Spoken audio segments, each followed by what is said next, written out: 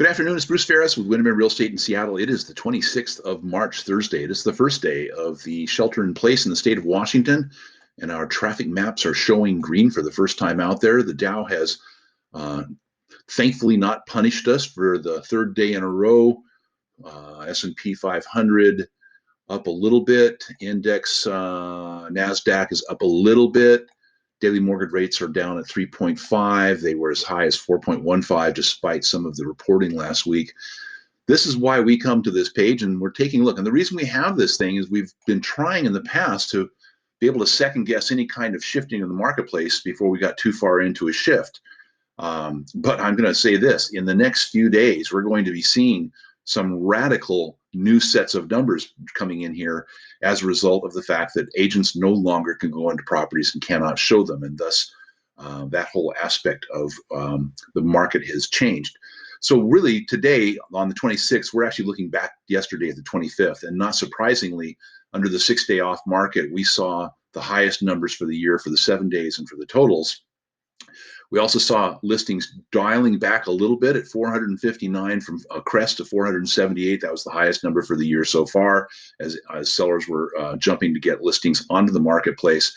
Pending inspections are pretty much holding about the same. Pendings are just about the same as well, 514. We're in this upper area, but this is where the real activity was taking place. And as a result, we've got a 6-day off-market relationship to total pendings and pending inspections of 69%. Therefore, let's call it 70% for fun. 70% of those properties that went off market in either pending inspection or pending status did so in 6 days or less. And that also 6 day or less represents 46% of the listings that came on in that time period. Northwest Multiple Listing has a similar market watch they do, and those numbers showed 121 new actives and 139 going off market in pending status. So that's a 115% ratio of pendings to new actives for that. So looking here quickly at Alan Pope's wonderful graphing here, we see from the beginning of the year, January and February, finally pendings were outstripping actives coming on market for the first time since May of 2018. That's when we started seeing a market shift.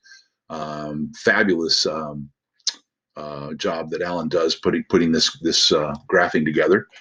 A little reminder from Seth here. He says everybody wants to ask the question, is everything going to be the same it was? And his point is, it's given that it's not going to be the way it was, the question is, what are you going to do about it? How are you going to handle that? So I'm going to jump over here. We are trying to get through this as fast as possible. You can drop out now if you don't like, but this will be kind of a fun thing.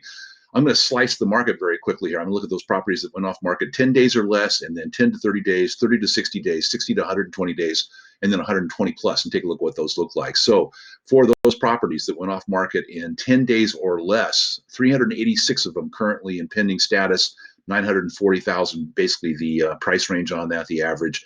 32 properties currently in pending inspection status, and right around 940 as well. So let's go to those that went 10 to 30 days.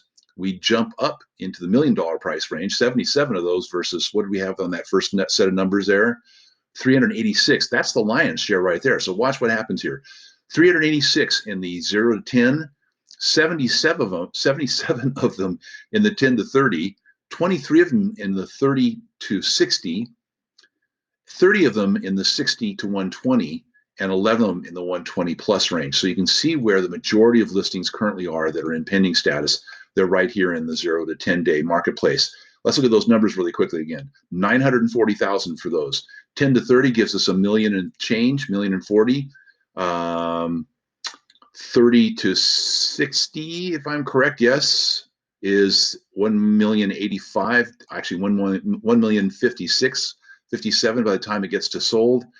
For the 60 to 120, it is 922, 923, and for those 120 day plus average price is 1,030,000 by the time they get to it. So that's it. If you like what you see, we hope you'll press the subscribe button on this, and that gives us some street cred with YouTube, and ultimately they'll give us our own URL name once we reach 100 subscribers. So with that, I hope you stay safe, stay well. We are concerned, and all the best.